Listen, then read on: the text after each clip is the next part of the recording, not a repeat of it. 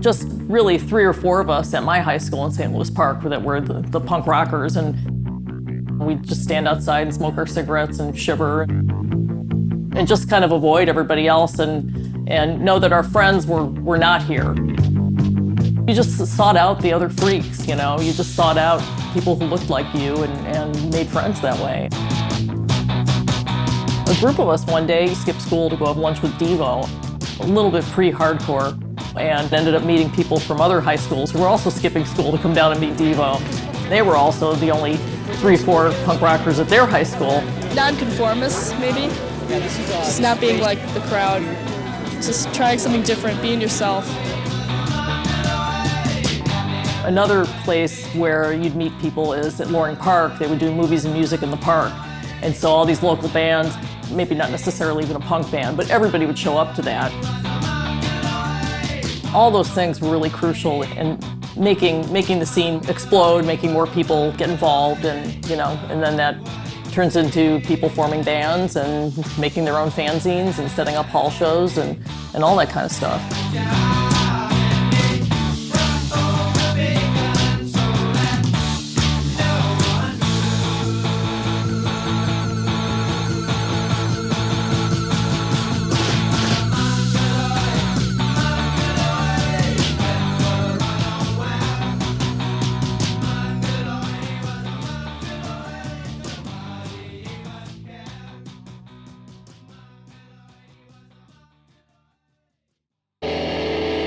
The one thing that I recall the most about that time in Minneapolis, and it's still really special to me when I think about it now, is that we really had a really great community that all hung out together.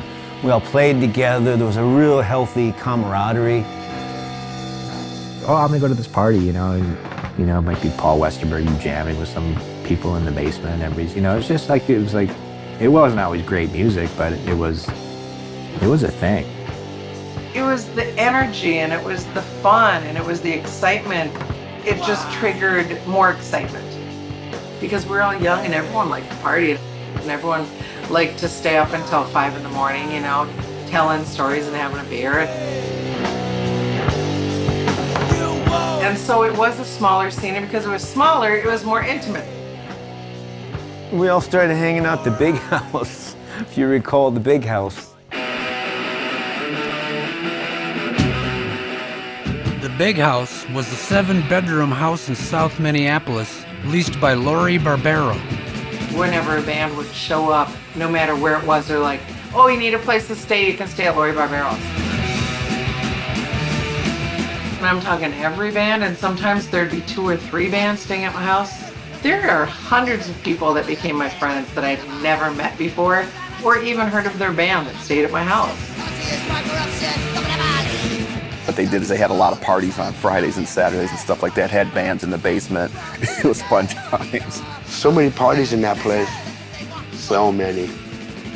And that was like this mysterious place that you heard about that, everybody lived at. And Lori Barbero lived there and all kinds of other people. And I remember even going to a basement show that Articles of Faith played in the basement. And that was pretty exciting.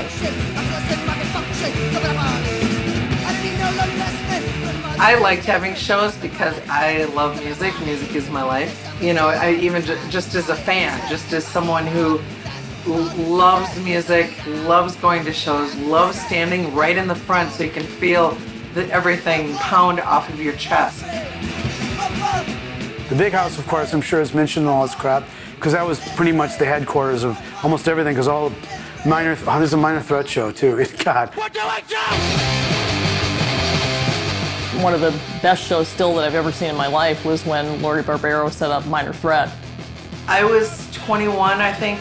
I had friends that were younger than myself, and they couldn't get into shows. And I'm sure I was like, oh, you want to see a show? I'll put together a show.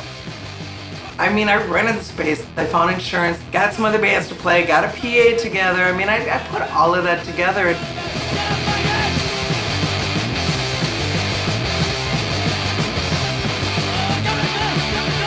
Minor Threat at Purple Hearts Club was fucking huge. And they were great live.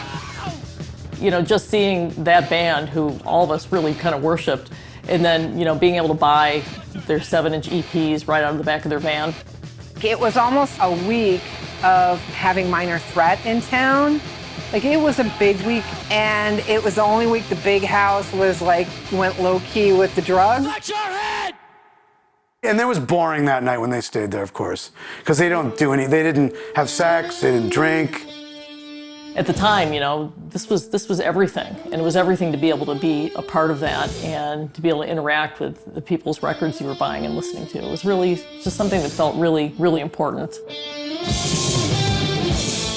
A network was growing across the United States. Bands could connect with bands, bands could book tours, information was accessible.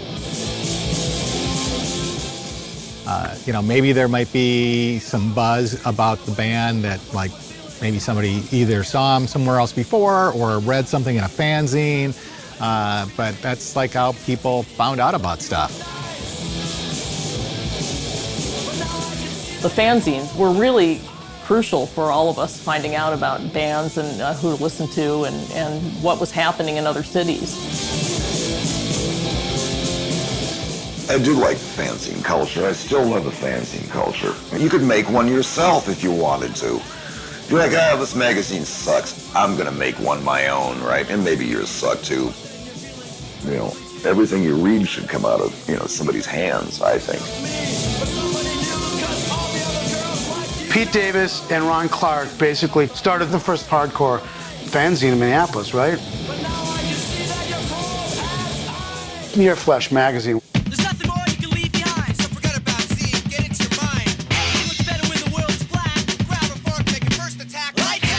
The idea was basically, let's bring an awareness to the shit that we're into, since the city pages and the Reader are never going to write about it.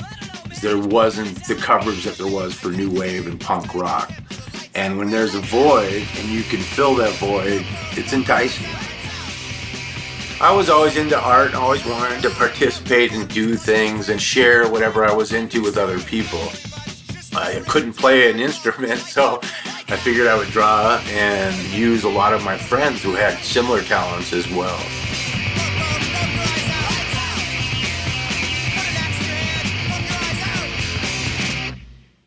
What it did was it documented everything that was going on in the aorta of Minneapolis as far as the music scene goes. And at the time we were watching a lot of horror movies. Mommy, can I go out and go tonight? It was a skull, you know, it was simple graphics. The art was like the music, raw and simple and available for anybody to step up and participate in. We had cartoonists, we had photographers, finding artists to do covers, and people in our community, our friends, everybody had something to contribute.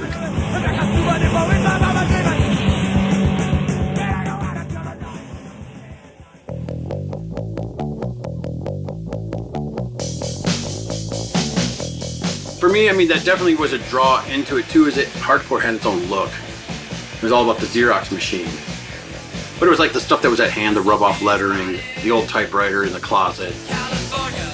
These are chart pack Letraset letters. We used a lot of these for like flyer layouts and stuff. It was accessible to all of us because when you made posters, you had to cut shit out of other things and then glue them to a page. But it was all comic books and horror movies.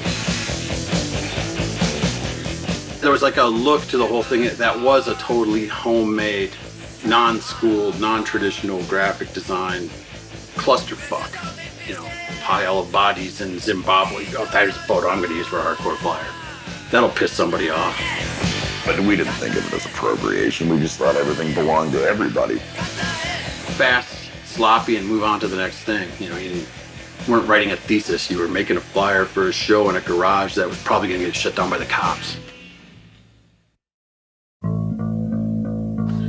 So here's a copy of the last year Flesh cover I did. About 84, 85, I stopped my involvement. The magazine was changing, I was changing. I had been living and working together with Peter for so long that I had enough and just decided, hey, I'm done. The big thing that split Ron and I up from doing the zine together is I didn't want to continue doing things for free. The money aspect came into it. Well, you know, film costs money. Printing costs money. Buying drinks for a band to interview them costs money. By dint of working at shit, by like actually applying myself, some of my stuff was monetizing itself. Peter Davis was singled out in the Twin Cities scene for making money off of hardcore. And Pete Davis is all about hardcore, you know? He almost like he looked at it like Amway, like it was like a way he's gonna get rich, and like... Nobody ever saw a guy like Pete Davis in Minneapolis before. Nobody was ready for a Pete Davis in Minneapolis. We were still finding our way and making a community.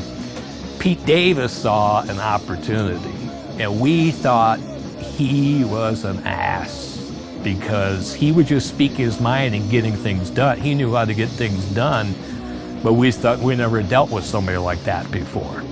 And so the interpretation, the passive-aggressive interpretation of that is like, oh, sell out, money, money, money, money, money. And that wasn't it at all. You cannot make money from hardcore without becoming a target. If you made money from punk, you were fucking sold. That's what sold out means, man. You cashed it in. I could book shows for bands, I could fucking sell advertising from a magazine, I could do freelance writing, and do this, that, and the other thing. All things that I enjoy doing, that I'm already doing, why not eke out a living at it? And that's the thing about Pete Davis, he put together a lot of this shit. You know, there's a lot of things about him that people talk shit about him, all that stuff, but he was a doer. But then once you got to know his method of madness, and it was like, okay. No illusions that I was going to get rich or anything. They had nothing to do with it. Just meant being able to survive and do the things that I wanted to do. Peter Davis continued publishing Your Flesh magazine for close to 20 years.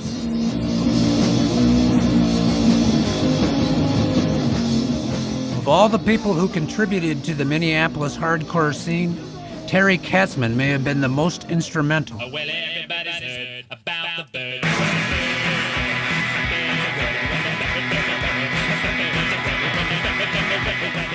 From running sound to putting out records, Terry had his fingers in it all. Terry was most visible at Orfolk Joke Opus, the record store where he worked. It was the place where you went to socialize, talk about music, learn about music. I was a regular at Orfolk. He would help. Terry Katzman would certainly help. You look through the bins. I'm the one who fed as much punk rock as I could to everybody in St. Paul. You know, going to Orfolk and fishing out all them singles and stuff. They were the only place you were going to hear that would have been in Minneapolis. You know, it was like going to your post office because Katzman would know what you liked, so he'd have all these tapes of bands, right?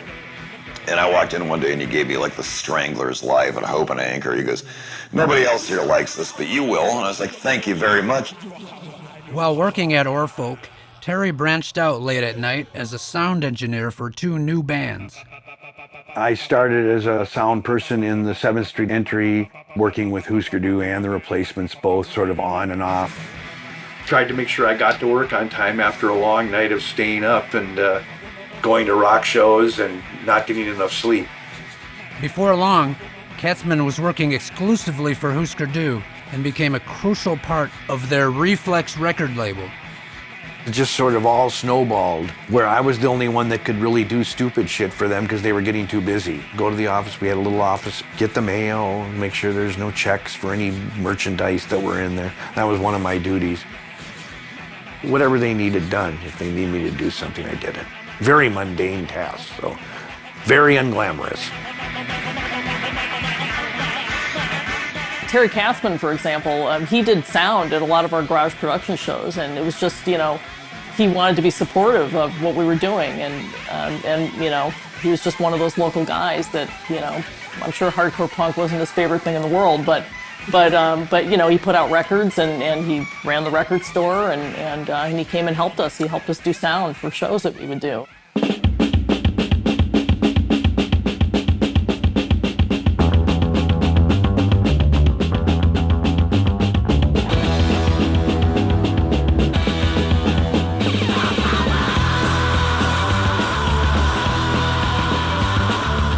Whittier Park on 26th and Grand for the summer of '84 and '85 was the hardcore venue. Michelle Strauss was the head of Garage Productions, and that's where she had the majority of her shows. Garage Productions was a group of friends, about anywhere from 5 to 10 people, who got together to put on all ages shows at various halls in Minneapolis. We just decided, you know, why don't we put on hall shows? Why don't we see what we could do and see if we could get this together? So I would just look up people in the back of Maximum Rock and Roll, and I'd hear they were touring, and I would call them up and say, you know, can you play Minneapolis? We would rent a hall, we'd print up flyers, and we'd put on a show. Generally, we made no money. We would barely make enough money to pay the bands. In fact, sometimes we had to like mop up the place to get our deposit back to pay the band that were waiting in their van to leave town. And then we had connections with some of the local bands like Outcry and Skullfuck. Somebody like Michelle Strauss, who ran Garage Productions, which was just her, just blood, sweat, and tears putting on these shows. Michelle, to me, was like a grown woman, but I mean, she was, you know, when you're that age, when you're 14, somebody who's like 17 seems really old, you know? But Michelle, in her fucking infinite coolness and her way and her participation and her like power, booked us with like Raw Power, booked us with Iron Cross. She booked us with so many bands, and she was so great. And these were the people that I felt like that were welcoming, not all this macho competitive shit. Also did a show with Corrosion and Conformity. We paid them $20. You know, they became a pretty big speed metal band, you know, but at the time they were like grateful for the $20 we were able to pay them. But just being able to have these bands that we love, these bands whose records we bought, just be able to hang out and talk to them and then have them play a show for all the fans in the Twin Cities. And it was just a great feeling to be able to get together as a community and put on these shows. And, you know, we filled a little bit of a void. It was only that summer and into the fall. It was wonderful, and I love Michelle Strauss. To this day, we share a love of cats, I think, or dogs. She has dogs. And, you know, we had a great run, you know. We put on a bunch of shows, and it really felt good. I mean, it's some great memories that I'll never forget.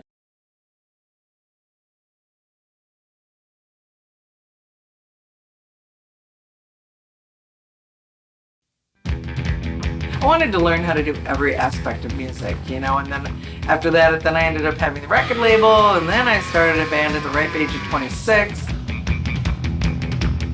Oh, yeah! I always wanted to be a drummer. I always loved the drummers, and I talked about it, and then finally I met Kat. Kat asked me to start a band, and it just went from there. And Grant. I started playing with butt end of my stick and barefoot because Grant played barefoot.